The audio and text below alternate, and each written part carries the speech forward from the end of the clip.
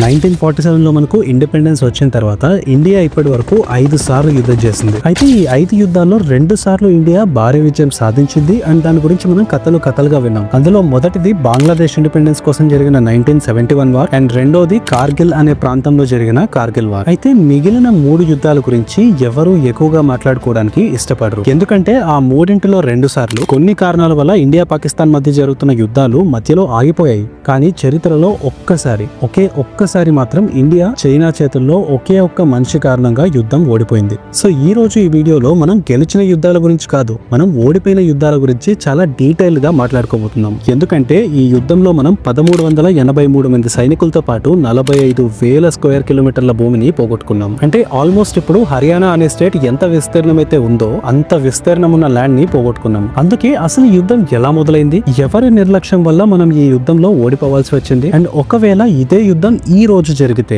ఎవరు గెలుస్తారు అన్న విషయాన్ని కూడా చాలా లాజికల్ గా ఎక్స్ప్లెయిన్ చేయబోతున్నాను. సో ఎక్కడ స్కిప్ చేయకుండా ఈ వీడియోని చివరి వరకు చూడండి. నేను మిమ్మల్ని 1962 లోని యుద్ధ భూమిలోకి తీసుకెళ్లబోతున్నాను. So this is Durga Prasad, welcome to a touch of mystery Telugu. Britishers మనల్ని పాలిస్తున్నప్పుడు ఇండియా చైనాకి మధ్య ఉన్న బార్డర్ ఇష్యూస్ ని సెటిల్ చేయడానికి అప్పట్లో 3 బార్డర్ లైన్స్ ని ప్రపోజ్ చేశారు. అందులో మొదటిది జాన్సన్ లైన్, రెండోది మెక్డొనాల్డ్ లైన్ అండ్ మూడోది మెక్మోహన్ లైన్. కాకపోతే జమ్మూ కాశ్మీర్ ప్రాంతంలో ఉన్న ఈ అక్సై చిన్ ఏరియా జాన్సన్ లైన్ ప్రకారం అయితే ఇండియాకు చెందుతుంది, మెక్డొనాల్డ్ లైన్ ప్రకారం అయితే చైనాకు చెందుతుంది. ఇక మెక్మోహన్ లైన్ ప్రకారం అరుణాచల్ ప్రదేశ్ లోని ఈ పర్వత ప్రాంతం మొత్తం ఇండియాకే చెందుతుంది. అయితే ఈ 3 బార్డర్ లైన్స్ గురించి డిస్కషన్ జరిగినప్పుడు వాళ్ళు ఈ మెక్డొనాల్డ్ లైన్ ని యాక్సెప్ట్ చేశారు తప్ప మిగిలిన Johnson line and McMahon line తమకు చెందిన ప్రాంతాన్ని కవర్ చేస్తుందని, ఆ ప్రాంతాన్ని ఇండియాకి ఎట్టి పరిస్థితుల్లో ఇవ్వలేము అని చెప్పి రిజెక్ట్ చేశారు. అంటే చైనీస్ గవర్నమెంట్ ప్రకారం ఇండియా మ్యాప్ లో ఈ అక్సై చిన్ ఏరియా అండ్ అరుణాచల్ ప్రదేశ్ లోని ఈ పర్వత ప్రాంతం ఉండదు. ఈ డిస్కషన్ మొత్తం జరిగింది అప్పుడు ఇండియాని పాలిస్తున్న బ్రిటిషర్స్ అండ్ అప్పటి చైనీస్ గవర్నమెంట్ కి మధ్య. కానీ ఎప్పుడైతే 1947 లో మనకు ఇండిపెండెన్స్ వచ్చిందో అప్పుడు జవహర్ లాల్ నెహ్రూ గారు భారతదేశానికి మొట్టమొదటి ప్రధానమంత్రిగా బాధ్యతలు తీసుకున్నారు. అయితే నెహ్రూ గారు ఇండియాకు చైనాకు మధ్య ఎటువంటి బార్డర్ టెన్షన్స్ లేకుండా వాళ్ళతో మంచి రిలేషన్స్ మెయింటైన్ చేయాలి అన్న ఉద్దేశంతో 1950 లో ఫామ్ అయిన కమ్యూనిస్ట్ పార్టీ ఆఫ్ చైనా అనే ఒక కొత్త పార్టీకి సపోర్ట్ చేసి 1954 లో చైనాతో పంచశీల్ అగ్రిమెంట్ కూడా చేశారు. ఈ అగ్రిమెంట్ ప్రకారం అయితే ఒకరి దేశానికి ఇంకొకరు రెస్పెక్ట్ ఇవ్వాలి, ఒకరి ఇంటర్నల్ అఫైర్స్ లోకి ఇంకొకరు తలదూర్చకూడదు, 2 దేశాల మధ్య యుద్ధం అనే మాట రాకూడదు అండ్ ఏ సమస్య వచ్చినా కూర్చొని సామరస్యంగా చర్చించుకోవాలి. ఇలా అగ్రిమెంట్ చేయడంతో బార్డర్ కంట్రీ అయిన చైనాతో మనకు ఎటువంటి ప్రాబ్లం ఉండదులే అని నెహ్రూ గారు బలంగా నమ్మారు. అయితే 1954 లో ఎప్పుడైతే నెహ్రూ గారు మన ఇండియా మ్యాప్ ని తయారు చేయమని చెప్పారో జాన్సన్ లైన్ ని మెక్మోహన్ లైన్ ని రెఫరెన్స్ గా ఉపయోగించి ఇలా మన మ్యాప్ ని రిలీజ్ చేశారు. అయితే అదే టైంలో అక్సై చిన్ అండ్ అరుణాచల్ ప్రదేశ్ ని తమ దేశంలో కలుపుకొని కేవలం మెక్డొనాల్డ్స్ లైన్ మాత్రమే కన్సిడర్ చేస్తూ చైనా కూడా మ్యాప్ ని రిలీజ్ చేసింది. అయితే విషయం తెలుసుకున్న నెహ్రూ గారు కమ్యూనిస్ట్ పార్టీ హెడ్ అయిన మావో గారిని ఎందుకు ఇలా చేశారు అని అడిగినప్పుడు పొరపాటున అలా చేసినట్టున్నారు, మేము మ్యాప్ ని కరెక్ట్ చేసుకుంటాం అని మావో చెప్పారు. అది విన్న నెహ్రూ గారు చైనా మాటలను గుట్టిగా నమ్మేసి 1955 లో చైనా కోరుకుంటున్న యుఎన్ఎస్సి పర్మనెంట్ మెంబర్షిప్ కి కూడా సపోర్ట్ చేశారు.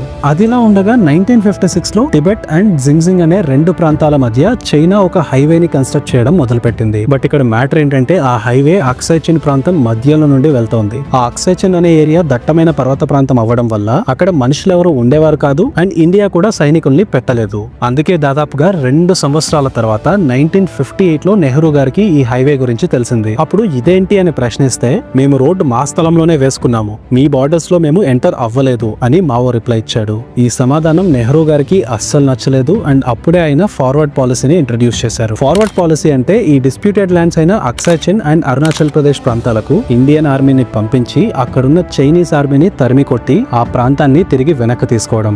అలా మొదలైన ఫార్వర్డ్ పాలసీ కారణంగా ఇరు దేశాల సైనికుల మధ్య తరచుగా క్లాషెస్ జరుగుతూ కొంతమంది చనిపోయేవారు కూడా.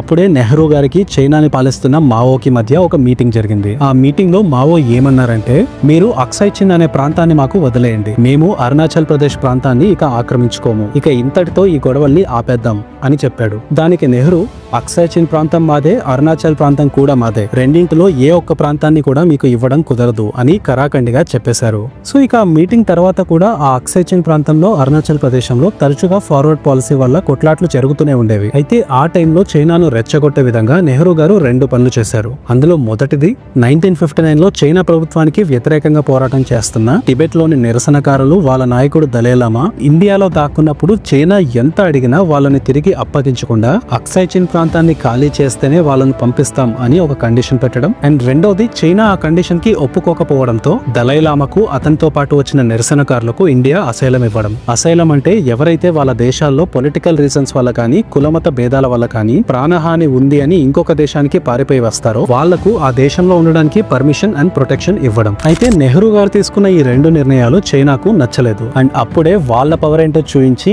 ఇండియా దూకుడిని కట్టడి చేయాలి అని నిర్ణయించుకున్నారు. ఇక ఆ రోజు నుండి ఫార్వర్డ్ పాలసీ వల్ల ఎప్పుడు ఇండియన్ ఆర్మీ చైనీస్ ఆర్మీ మీద దాడి చేయాలని ప్రయత్నించినా వాళ్ళు ఎక్కువగా ఫైట్ చేయకుండా తిరిగి వెనక్కి వెళ్లిపోవడం మొదలు పెట్టారు. దాంతో నెహ్రూ సిచ్యువేషన్ మొత్తం మన కంట్రోల్లోకి వచ్చేసిందని చైనా భయపడిపోతోంది అని తక్కువ అంచనా వేశారు. అందుకే అప్పటి నుండి బార్డర్ ఇష్యూస్ మీద తన ఫోకస్ కూడా తగ్గించేశాడు.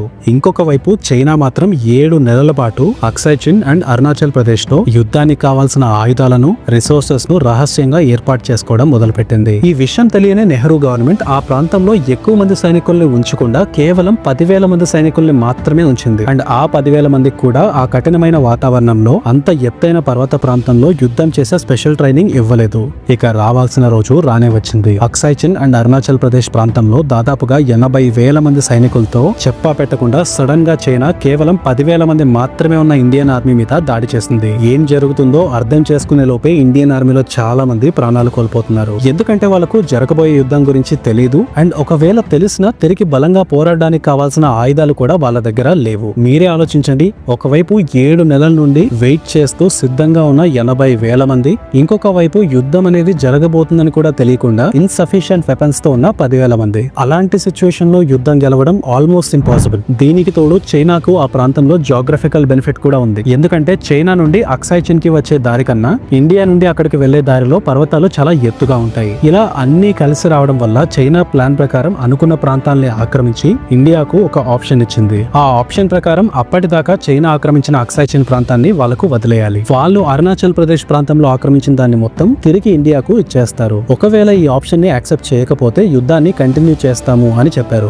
ఇక నిస్సహాయ స్థితిలో ఉన్న నెహ్రూ గారు చైనా ఇచ్చిన ఆప్షన్ ని యాక్సెప్ట్ చేసి అక్సాయ్ చిన్ ప్రాంతాన్ని చైనాకు వదిలేశారు. సో ఇలా 1962లో చైనాకు ఇండియాకు మధ్య జరిగిన ఈ యుద్ధం ముగిసింది. ఆ యుద్ధంలో దాదాపుగా 1383 మంది చనిపోయారు. నా దృష్టిలో ఆ యుద్ధం ఓడిపోవడానికి, ఇంత భారీ ప్రాణ నష్టం జరగడానికి నెహ్రూ గారు చేసిన ఈ 3 తప్పులే కారణం. మొదటిది చైనా మనతో ఏం యుద్ధం చేస్తుందిలే అని ఓవర్ కాన్ఫిడెన్స్ తో ఉండడం. రెండోది ఆల్రెడీ ఫార్వర్డ్ పాలసీ వల్ల అన్ని క్లాషెస్ జరుగుతున్న ఏరియాలో కేవలం 10,000 మంది సైనికుల్ని మాత్రమే ఉంచడం. ఇక మూడోది ఆ 10,000 మంది సైనికులకు కూడా కావాల్సినన్ని ఆయుధాలు, సరైన ఇన్ఫ్రాస్ట్రక్చర్ ని ఏర్పాటు చేయలేకపోవడం. ఈ 3 విషయాల్లో జాగ్రత్త పడుంటే ఖచ్చితంగా ఇండియా చైనాను ఆ రోజు ఓడించగలిగేది. ఇక మన కంక్లూజన్ కి వస్తే, ఒకవేళ ఈ రోజు ఇప్పుడే ఇండియాకు చైనాకు మధ్య యుద్ధం జరిగితే ఎవరు గెలుస్తారు? ఈ విషయం మీకు క్లియర్ గా అర్థం అవడం కోసం నేను మీకు ఒక కంపారిజన్ టేబుల్ చూపిస్తాను. ముందుగా ఎంతమంది యాక్టివ్ సోల్జర్స్ ఉన్నారు అన్న దాంతో మొదలు పెడితే ఇండియాలో ప్రస్తుతానికి 14,50,000 మంది యాక్టివ్ సోల్జర్స్ ఉంటే చైనాలో 20 లక్షల మంది ఉన్నారు. రిజర్వ్ సోల్జర్స్ విషయానికి వస్తే ఇండియాలో 11,50,000 మంది ఉంటే చైనాలో కేవలం 5,10,000 మంది మాత్రమే ఉన్నారు. రిజర్వ్ సోల్జర్స్ అంటే ఆర్మీలో వాళ్ళ టెన్యూర్ పూర్తి చేసినప్పటికీ యుద్ధం అంటూ వస్తే తిరిగి ఆ యుద్ధంలో పోరాడడానికి రాగలిగే వాళ్ళు. So active and reserve soldiers ని కలిపి కంపేర్ చేస్తే మొత్తం ఇండియా దగ్గర 26 లక్షల మంది సోల్జర్స్ ఉంటే చైనా దగ్గర 25,10,000 మంది మాత్రమే ఉన్నారు. అంటే ఈ విషయంలో చైనాతో కంపేర్ చేస్తే ఇండియాకి కొంచెం బెనిఫిట్ ఉంది. నెక్స్ట్ డిఫెన్స్ బడ్జెట్ గురించి మాట్లాడితే ఇండియా సంవత్సరానికి 7,179 కోట్లను ఆర్మీ మీద ఖర్చు చేస్తుంటే చైనా 25,088 కోట్లు ఖర్చు పెడుతోంది. అంటే ఈ విషయంలో ఖచ్చితంగా చైనాదే పై చేయి. ఇక నెక్స్ట్ మనం చూడాల్సింది న్యూక్లియర్ వెపన్స్. ఇండియా దగ్గర 160 న్యూక్లియర్ వెపన్స్ ఉంటే చైనా దగ్గర 410 న్యూక్లియర్ వెపన్స్ ఉన్నాయి. So clearly China is on upper hand. ఇక కాంబాట్ ట్యాంక్స్ విషయానికి వస్తే ఇండియా దగ్గర 4,600 కాంబాట్ ట్యాంక్స్ ఉంటే చైనా దగ్గర 5,250 ట్యాంకర్లు ఉన్నాయి. సో ఇక్కడ కూడా చైనాదే పై చేయి. ఇక యుద్ధ విమానాలు ఇండియా దగ్గర 2,300, చైనా దగ్గర 3,300. సబ్మెరీన్స్ ఇండియా దగ్గర 18, చైనా దగ్గర 70. ఇక యుద్ధ నౌకల గురించి చూసినట్టయితే ఇండియా దగ్గర 295, చైనా దగ్గర 370. ఇక చివరిగా గ్లోబల్ ఫైర్ పవర్ ఇండెక్స్ ప్రకారం ప్రపంచంలోనే పవర్ఫుల్ మిలిటరీ ఉన్న దేశాల్లో చైనా 3వ స్థానంలో ఉంటే ఇండియా 4వ స్థానంలో ఉంది. సో ఇప్పటి వరకు నేను మీకు చూపిస్తున్న టేబుల్ ని బట్టి ఖచ్చితంగా చైనా ఇండియా కన్నా కొంచెం పై స్థాయిలో ఉందనే చెప్పాలి. కానీ వీటన్నిటిని మించి మనం చూడాల్సిన ఇంకొక ఫ్యాక్టర్ ఉంది. అండ్ ఈ ఫ్యాక్టరీ యుద్ధం ఎవరు గెలుస్తారు అన్న దాన్ని డిసైడ్ చేస్తుంది.